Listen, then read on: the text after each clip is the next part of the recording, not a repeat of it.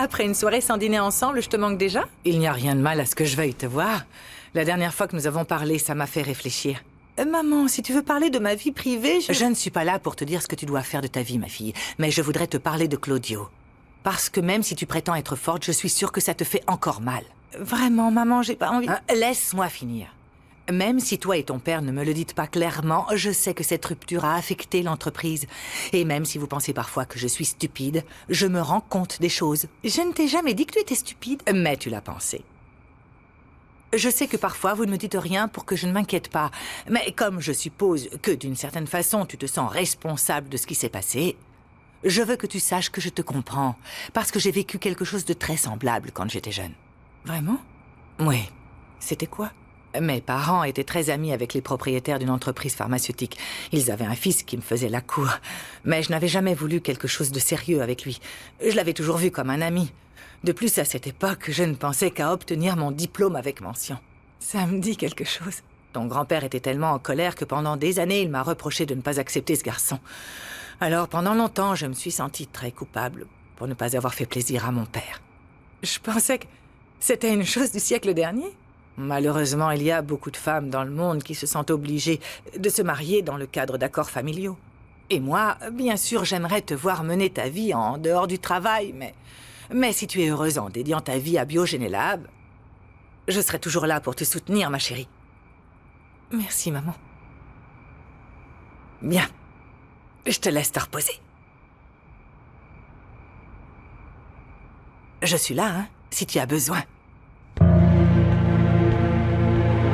C'est ce qui me rend le plus nerveux, ne pas savoir où mon père va attaquer pour m'écarter à nouveau. Et il est très malin. Et si c'était sa nouvelle stratégie de me laisser enfin ici? De ne plus me déranger? Cependant, tu dois rester vigilant.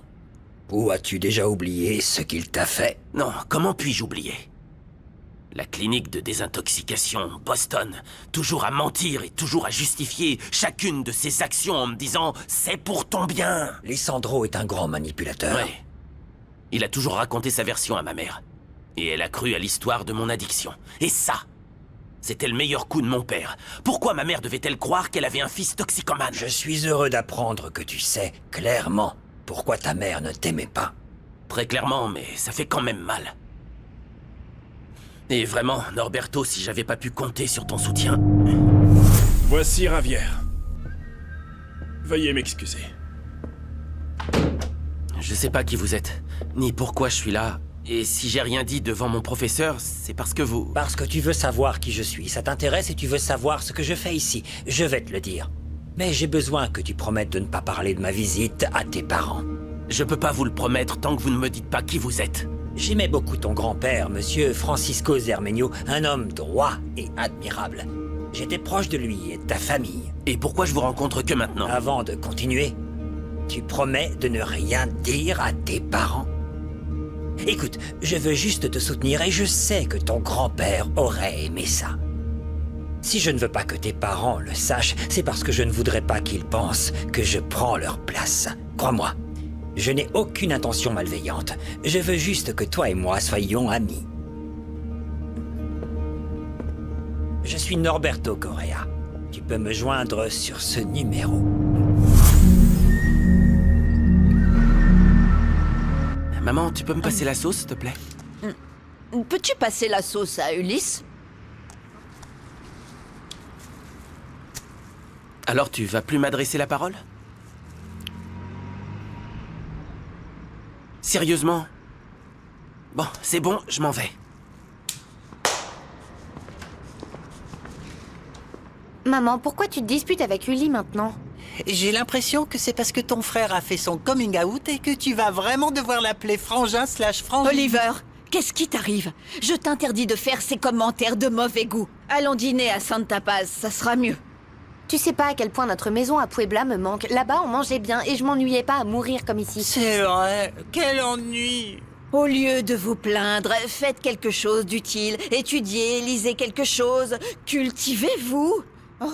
Nous cultiver? Oui. Enfermés ici? Ouais, maman, c'est ennuyeux. Ne touchez pas! Sortez de la voiture avec les mains en l'air!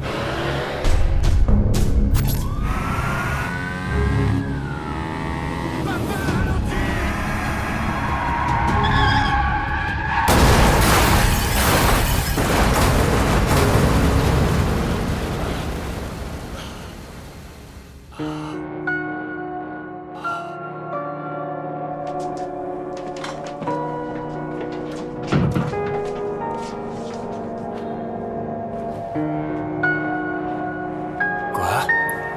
Un autre cauchemar?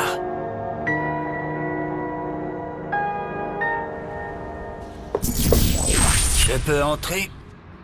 Eh bien, t'es déjà entré. Je comprends que tu sois énervé, mais qu'est-ce qui se passe avec Dario? Je pensais que tu t'étais réconcilié avec ton frère, mais aujourd'hui, au petit déjeuner, tu lui as à peine dit un mot. Tu veux que je te dise quoi? La vérité? Tu n'es pas un peu injuste envers lui? Je l'aime bien, Dario. Mais après, je me souviens de toutes les fois où il a insisté sur les traitements et l'opération qui n'ont pas marché. Tu ne crois pas qu'il aurait été préférable que je me résigne à vivre dans ce fauteuil? Eh bien, oui.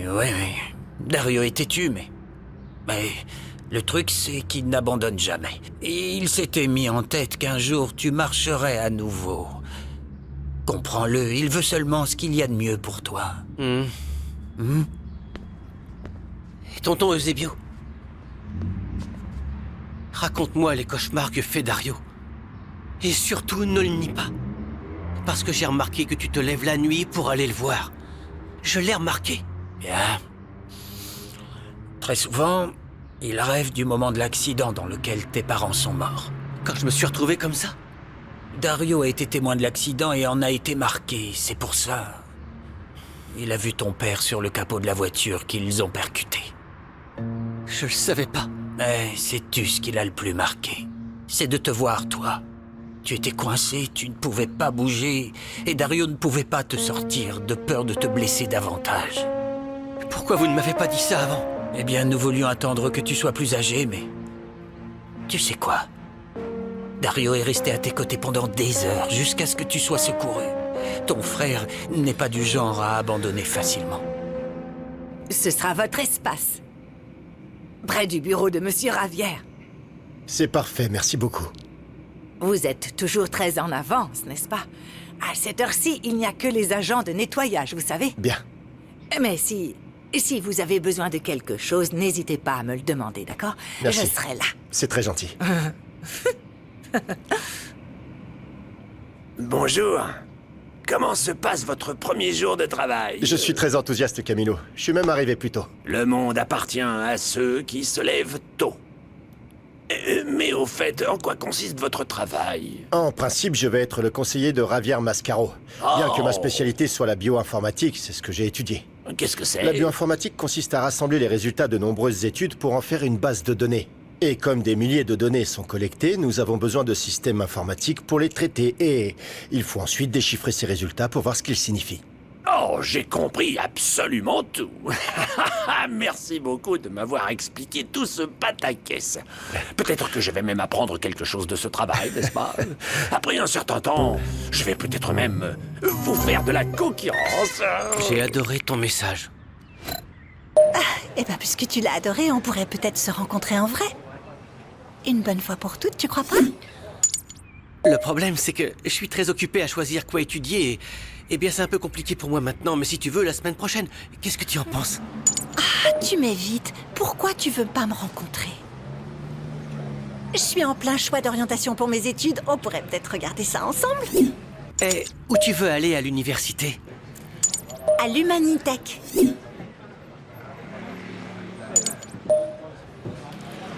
Quoi? Ton frère enseigne les sciences génomiques là-bas? Ah, c'est cool! Eh bien, c'est mon demi-frère. Il a 20 ans de plus que moi. Il est à mi-chemin entre la génération X et les boomers.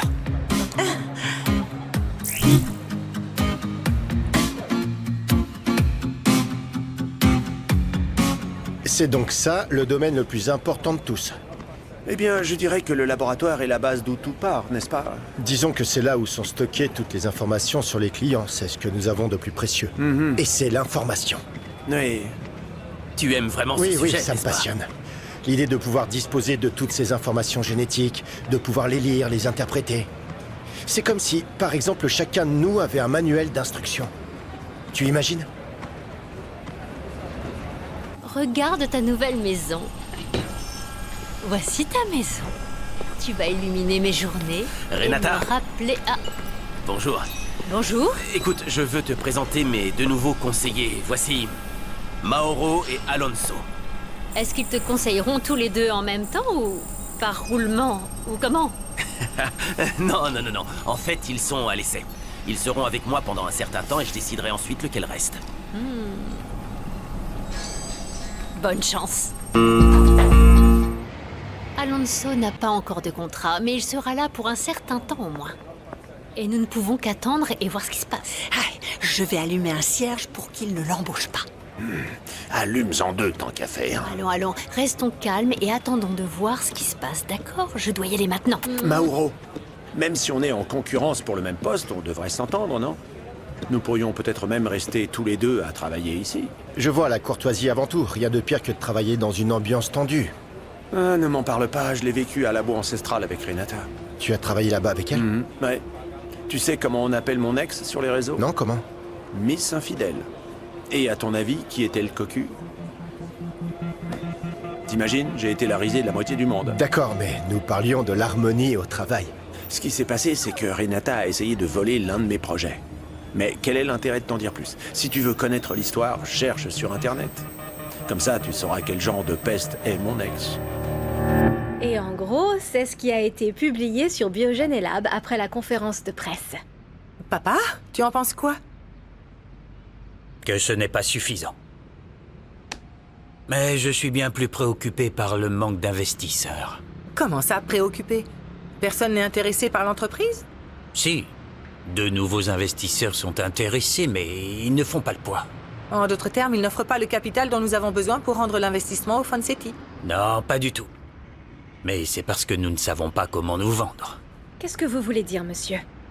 Les journaux internationaux parlent des laboratoires génétiques comme de l'avenir du monde. Nous avons besoin que Biogène Lab soit à l'avant-garde de ce mouvement dans ce pays. Que les gens ordinaires parlent de nos laboratoires. Les gens ordinaires ne s'intéressent pas à la génétique, papa, tu sais. Mais cela devrait les intéresser. Ce n'est pas inaccessible, c'est le présent. C'est la manière dont nous sommes tous faits, c'est précisément ce qui doit être vendu. Peut-être que ce serait une bonne idée que vous ouvriez vos réseaux sociaux personnels et que vous partagiez ce que vous pensez. J'ai toujours résisté, mais le moment est peut-être venu, oui. Oui, c'est vous qu'il faut vendre. Nous pouvons tourner un reportage spécial sur votre carrière, votre grande personnalité, et comment vous avez réussi à construire Biogène Lab à partir de rien. Les gens ordinaires aiment ces histoires d'accomplissement et tout ça, tu vois? Très bien. Bonne idée, Natalia. Je cherche le bon journaliste et je vous envoie des propositions.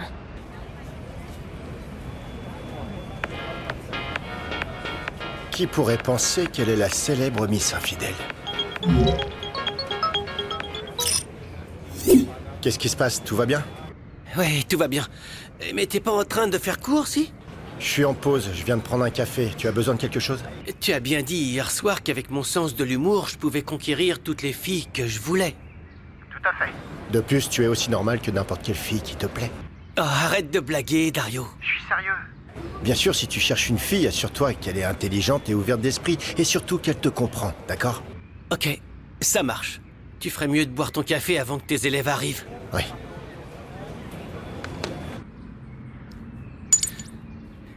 Salut, Paulina.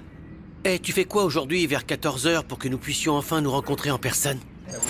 Alors on se dit moins de messages et plus de présence. D'accord, alors dis-moi où je te retrouve. Laisse-moi réfléchir. Parce que j'ai des choses à faire. Je sais. On peut se voir à... Quelle surprise! Bonjour. Et tes deux assistants? Quoi? Ah non, je suis pas une babysitter, surtout pas à l'heure des repas. Est-ce que tout va bien? Tu as l'air un peu mal à l'aise. Pourquoi tu ne m'apprécies pas à ce point? Non. C'est juste que si on nous voit ensemble, je ne veux pas qu'une conversation comme celle-ci soit mal interprétée. Et pourquoi ça se produirait? Je comprends pas, parce que je suis ton chef? Enfin, parce que tu vas être dans ma branche ou... Non, techniquement non, je suis dans la branche de diagnostic. Monsieur, votre père vous cherche et veut que vous veniez immédiatement à son bureau. J'y vais tout de suite, Terry. Merci. Je vous en prie.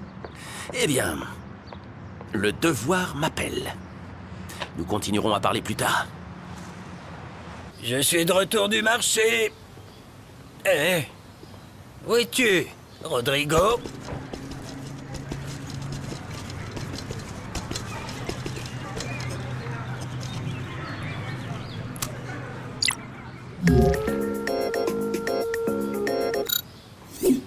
Oui.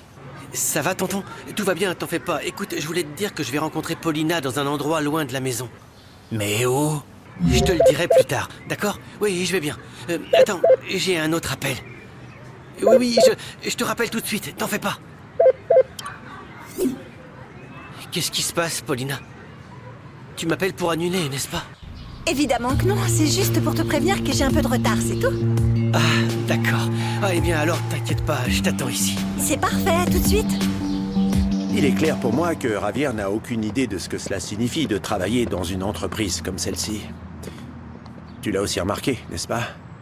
C'est pour ça que nous sommes ici, toi et moi, n'est-ce pas? Pour le conseiller. Oh, c'est une blague, mon pote. Et en parlant de blague, ne sois pas surpris si nous prenons aussi le poste de Javier, hein? Non, je plaisante. Désolé, il faut que je réponde. Oui, bien sûr, vas-y. À plus tard. Qu'y a-t-il, Myriam? Désolée, mais je ne pouvais vraiment pas attendre pour te le dire. Et si je t'appelle, c'est parce que je suis sûre et certaine que tu seras intéressée. Ce que je vais te dire a un rapport avec les questions que tu m'as demandé de poser lors de la conférence de presse à Biogénélab. Je t'écoute. Eh bien, cette nouvelle vient tout juste d'arriver. Il y a quelques minutes, ils ont appelé le journal. Biogénélab a appelé parce qu'ils veulent qu'un chroniqueur fasse un reportage sur Lisandro Mascaro. Et comment il a fait à lui tout seul pour construire ses laboratoires. Voici un prospectus, si vous voulez, jetez-y un coup d'œil. Toutes les licences que nous enseignons sont là. Vous êtes intéressé par une en particulier? Je sais pas encore, j'ai plusieurs idées. D'accord, eh bien si vous avez encore des doutes, je peux vous aider avec un conseiller en orientation professionnelle qui est à disposition. Vous voulez le voir? Vous savez quoi? Plutôt un autre jour. Je dois retrouver une amie ici, elle veut aussi étudier dans cette université, donc je préfère attendre qu'elle arrive. Très bien. Une question. Vous savez où je peux trouver le professeur Dario Valencia? Le professeur Dario Valencia? Oui, c'est mon frère, et je voulais lui faire la surprise. Laissez-moi regarder. Dario Valencia. Eh bien, il n'apparaît pas dans le système parce que le professeur Dario Valencia a démissionné il y a 5 mois. Je suis heureux de m'intégrer progressivement à votre rythme de travail. J'ai hâte d'entendre tes grandes propositions, petit frère. Fiston, je t'ai demandé de venir pour parler du reportage qui sera publié. S'il te plaît, assieds-toi. Dis-moi de quoi il s'agit pour que je ne sois pas pris au dépourvu. Il s'agira d'un récit de ma vie et de comment j'ai fait pour construire Biogénélab. C'est pourquoi il est très important que nous donnions l'image d'une famille unie. Parce que, en plus, c'est justement ce que nous sommes. C'est justement ce que nous sommes. Oui, et dis-moi, dans ce reportage, tu vas parler de la façon dont tu as épousé maman à tes débuts, parce que, en plus de l'aimer énormément, tu voulais renforcer ta relation avec grand-père. Tu te moques de moi? Non, non, non, pas du tout. J'essaie simplement de voir si ça va être un reportage complet sur toi. Ah, ils vont faire une revue sur nous, sur notre famille en général. Donc, dans quelques jours, ils vont venir prendre des photos. Ah, prendre des photos, eh bien, les Mascaro juste comme nous sommes. Une famille unie. Bon sang, Javier. Pourquoi cette ironie? Non, papa, pas du tout, non. Je ne veux pas que ce soit mal compris, non.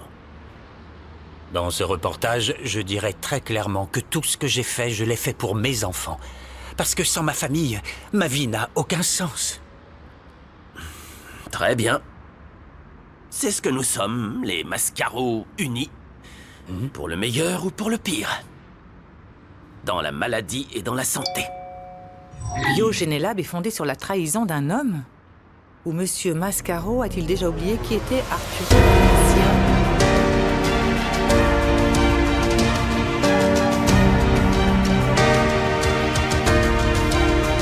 Et sans s'en rendre compte, et en pensant que nous faisons le mal pour faire le bien, nous ne supposons pas que petit à petit, nous pouvons causer de plus grands dommages. Les réseaux sociaux servent à communiquer et à partager des choses qui nous intéressent. Mais parfois, il y a de mauvaises personnes qui profitent du fait que personne ne les voit pour insulter et discriminer les autres. Si quelqu'un vous harcèle et que vous avez besoin d'aide, appelez ces services d'aide. Ils sont gratuits et anonymes.